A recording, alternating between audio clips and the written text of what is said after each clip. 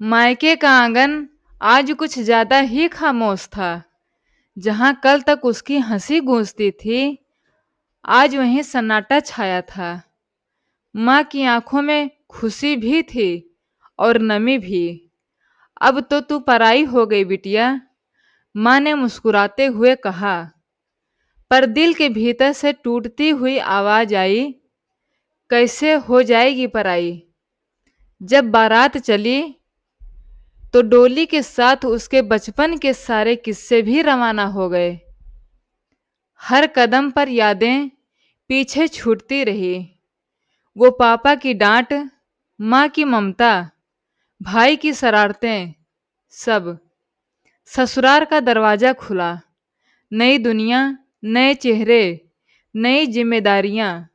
अब वही बिटिया बहू बन चुकी थी।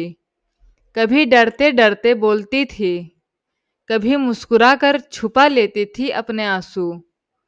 पर धीरे धीरे उसने खुद को ससुराल के रंग में रंग लिया। अब वही रसोई में हंसती हैं, सासू माँ के साथ बैठकर चाय पीती है, और जब मायके फोन लगाती है तो बस इतना ही कहती है, मैं ठीक हूँ माँ, सच में बहुत खुश हूँ।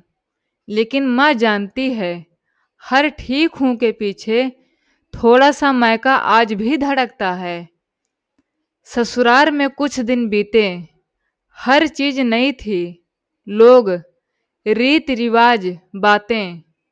पहले पहल हर छोटी बात पर डर लगता था कि कहीं कुछ गलत ना कह दूं, कहीं किसी को बुरा ना लग जाए।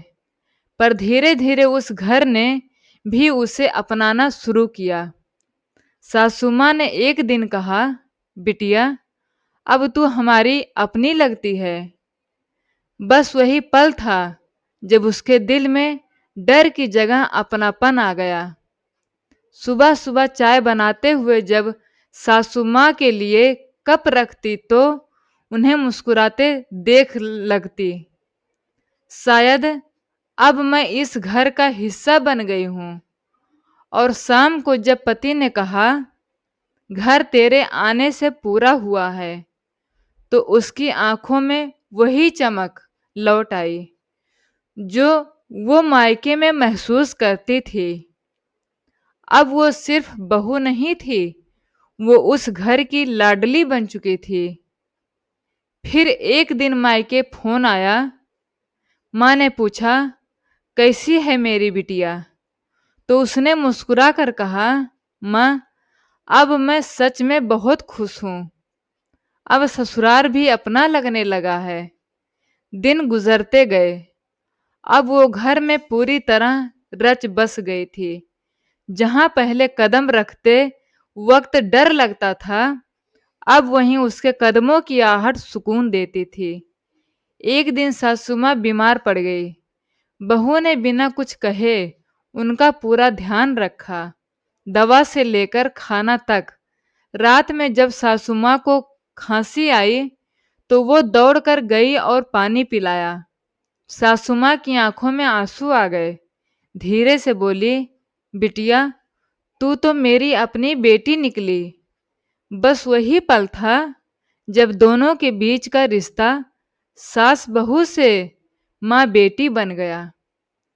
अब वो साथ में पूजा करती, साथ में बातें करती, और कभी कभी मायके की बातें सुनकर सासू माँ कह देती, बिटिया अब ये घर ही तेरा मायका है।